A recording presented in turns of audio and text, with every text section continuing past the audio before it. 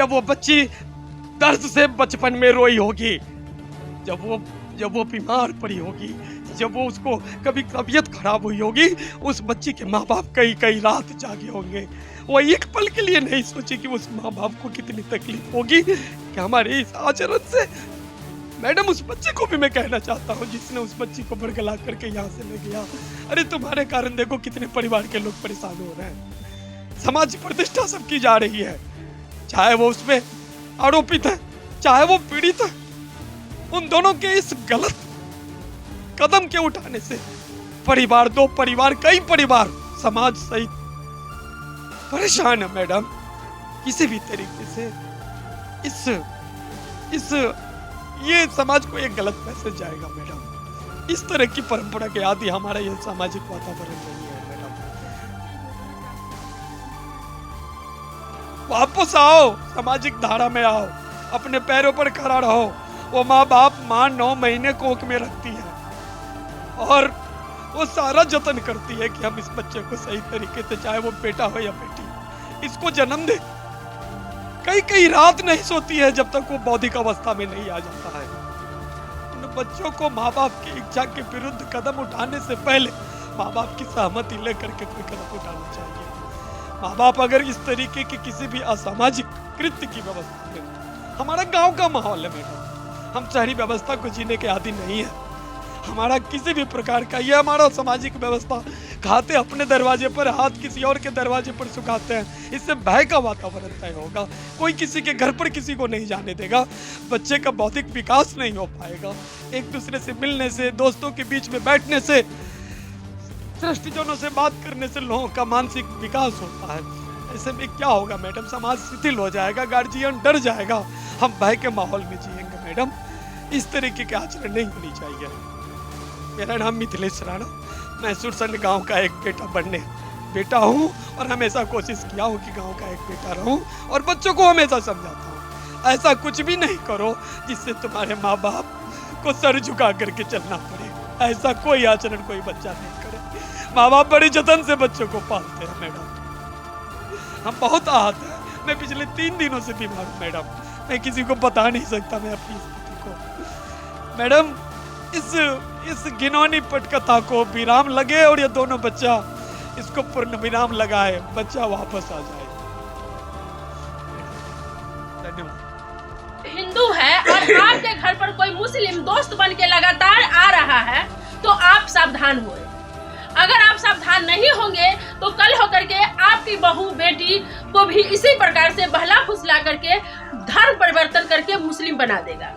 इस प्रकार की घटना लगातार हमारे देश में घट रहा है, चाहे फिल्म इंडस्ट्री के शत्रुघ्न सिन्हा की बेटी हो या मामूली गांव के कोई रहने वाली हो, इस प्रकार की घटना लगातार घट रही है। ये लोग गांव के लोग हैं, ये लोग ग्रामीण है, क्योंकि यहाँ पर एक घटना घटा, दोस्त बन के घर में आया और दोस्ती करते करते 1 साल के बाद ही उसी घर में 6 सेंध मार दिया, क्योंकि उस घर की बेटी को उठा करके ले गया और धर्म परिवर्तन कराने लगा और वीडियो तरह तरह के वायरल कराने लगा। अभी मौजूद है लड़की के घर के बगल के लोग, देखिए सारे लोग काफी नाराज है, काफी दुखी है और ये लोग चिंतित है कि अगर इस प्रकार की घटना घटते रहे तो हमारे धर्म का क्या होगा। जी, मेरा नाम प्रहलाद कुमार है। मैडम, एक बात मैं नहीं समझ पा रहा हूँ, आखिर हिंदू बेटियों पर अत्याचार, उसे बहला फुसला कर एकदम दोस्ती यारी करके परिवार के साथ उठना बैठना, चाय नाश्ता पानी सब करना, ठीक है, मैं मानता हूँ कि लड़की बहक गई, लड़की का कोमल स्वभाव होता है, बच्चे का लाड़ प्यार उसको हर जगह चाहिए। लड़की अगर कुछ कर रही थी तो क्या आप उसके गार्जियन के हित होने के नाते सचेत नहीं कर सकते थे कि आपके लोग किस तरह के, आपने उसके आड़ में एक आग को हवा दिया और उस हवा में आप उस लड़की को यहाँ से बहला कर फुसला कर यहाँ से ले गए और ले जाने के बाद में आपने उसका जबरन धर्म परिवर्तन कराया है और आपने उसके साथ निकाह किया। और हम सभी लोग जानते हैं कि मुस्लिम में जो निकाह की पद्धति है, एक हिंदुस्तान में मुसलमान को 4 शादी करने का इजाज़त है। आज उसने एक लड़की से, हिंदू लड़की से शादी की है, कल लड़का 3 बीवी और रखने का हक रखता है। उस लड़की के साथ कल कोई घटना होता है, दुर्घटना होता है, इसकी जवाबदारी कौन लेगा? वह तो अपने कौम के हवाले करके उसका फिर जो है सो वो क्या बोलते हैं उसका फिर हलाला करवाएगा, किस लड़की का शोषण करवाएगा। इस तरह का जो कांड है, इससे हम लोग श्रीमान दुखित है। और हो सकता है वेश्यालय में बेच दे। हम लोग मैडम इस ऐसा बात भी से हो चिंतित है कि आखिर क्यों हमारे बहू बेटियों को टारगेट किया जाता है। आप मुस्लिम धर्म को मानते हैं, अच्छी बात है, हिंदू धर्म को मानते हैं, अच्छी बात है। हमारी सामाजिक व्यवस्था, हम अपनी व्यवस्था के तहत शादी करते हैं। ये अपनी व्यवस्था के तहत शादी भी करना आए थे, लड़का भी ढूंढे थे, और इसके आलोक में सब कुछ बात आपको जानकारी रहते हुए इतना जघन्य और आप लोगों ने जो शर्मसार समाज को किया है, इसके लिए पूरा लोग दूर छिया किया हुआ है। समाज में गलत गलत धारणाएं हो रही है। कभी उस वार्ड से शिकायत आती है, कभी उस वार्ड से शिकायत आती है, कभी उस वार्ड से शिकायत आती है। ये क्या अनमानी की नौटंकी, लोग कितना डीएम को कहे, एसपी को कहे, कितना लोग छापेमारी करेगा। इसलिए हम प्रशासन से विनम्र आग्रह करते हैं। इनके पिताजी ने जो दुख भरी आवेदन आपको दिया है, जो दास्तां इन्होंने व्यय किया है, हम सादर अनुरोध करते हैं कि आप बच्ची को निश्चित रूप से पिताजी के हवाले करवा दीजिए। इसके बाद जो है सो जो कानूनी प्रक्रिया होता है, अभी भारत में अगर वह लड़की नाबालिग है तो पैक्सो एक्ट के तहत उस पर कानूनी कार्रवाई होनी चाहिए। भला भुसला का धर्मांतरण का जो मुद्दा भी देश में चल रहा है, उस पर वह एक्ट भी लागू होना चाहिए। पॉक्सो एक्ट में ये जब यह मामला अगर प्रशासन लेकर जाता है तो इस पर ट्रायल में इसका बात विचार होगा और न्याय लड़की के पिता को जल्द मिलेगा। हमारा यह मानना है कि निश्चित रूप से यह समाज को कलंकित करने का और समाज को बांटने का यह रणनीति के तहत काम किया गया है।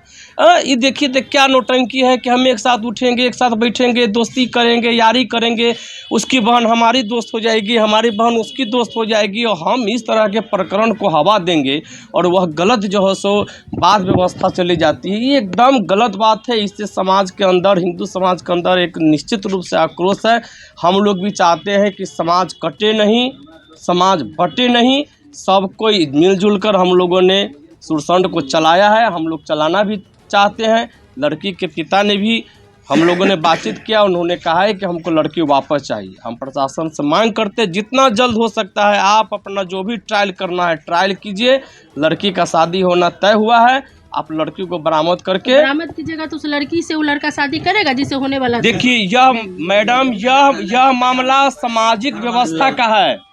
वह लड़की जो नाबालिग होती है वह कहीं न कहीं वो अपने पिताजी के ही हिसाब में रहती है, और जब इस तरह का मामला होता है, 2-3 घटना को हमने भी नज़दीक से देखा, हमने पाया है कि जब कोई भी लड़की को कोई भगा कर ले जाता है धर्मांतरण के लिए, उसको जो है सो बड़े बड़े जो है सो मुल्लाओं से उनको संपर्क मानी कि तकरीर करवाया जाता है, उनका ब्रेन वॉश करवाया जाता है। आज जो लड़की जो सोशल मीडिया पर बोल रही है वो नहीं बोल रही, उनके मौलानाओं के द्वारा, उनके हाजी के द्वारा, उनके काजी के द्वारा उनका ब्रेन वॉश लड़की का किया जाता है।